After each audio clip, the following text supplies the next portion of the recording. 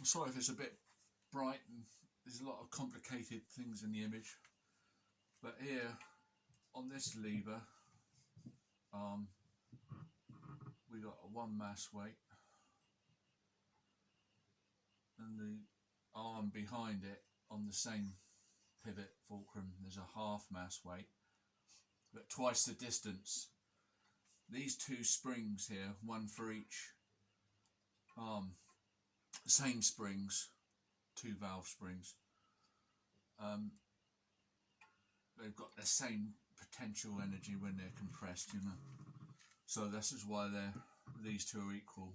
1 mass, half the distance, 2 mass, twice the distance. I was trying to show that there's more inertia on this back one, even though it weighs less because it's only got half a mass. It's got more inertia because it's twice the distance. Classical mechanics, you know.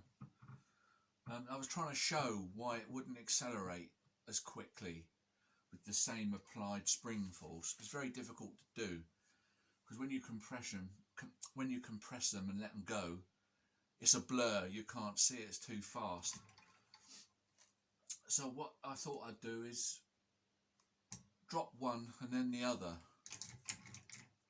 You get an idea of how fast it wants to oscillate on the spring. That's the 1 mass. The half mass, much slower.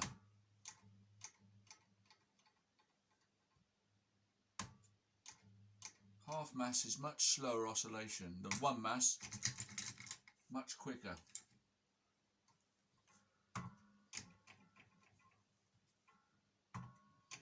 Very quick, isn't it?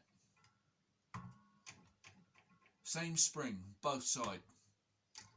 Well, 2 separate springs, but they are the same equal springs. Much slower. Much slower.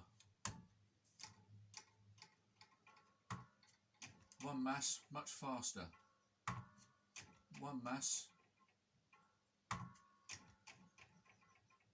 Half a mass. Slow. Why is that? Why is that, do you think? Is it something to do with different friction?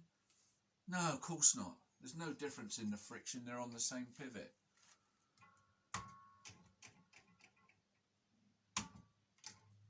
It's inertia. There's greater inertia on this one with half mass. It's well known in classical mechanics, hundreds of years old.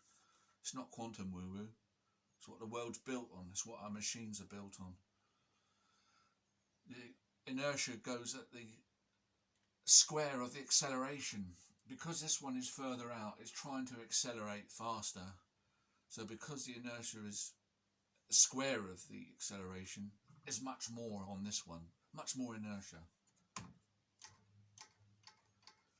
Much less on this one because it hasn't got to go so far. It's not accelerating so much. And that's why Gary's wrong when he says if you apply the same energy here, this one or this one will shoot off faster, and we'll break the conservation of energy because we've got kinetic energy. We've got double the energy because this one's going twice as fast as this one. He says same pressure, same force here.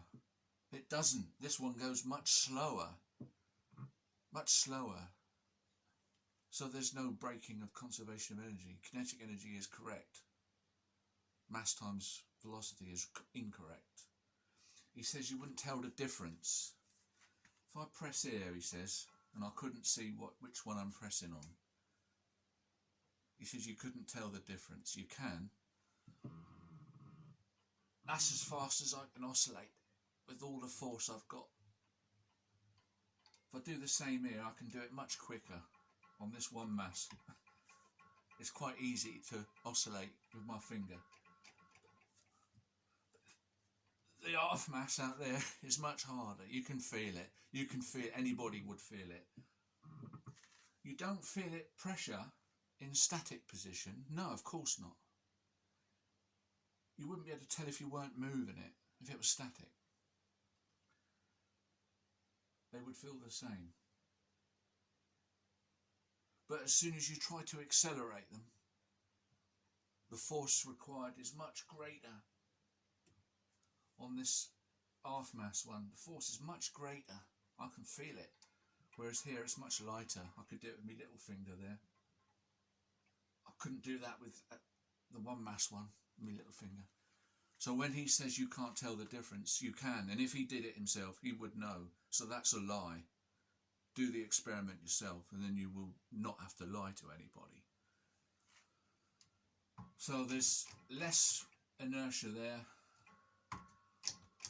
On the one mass half distance, less inertia than there, because it goes much slower, look. Much slower.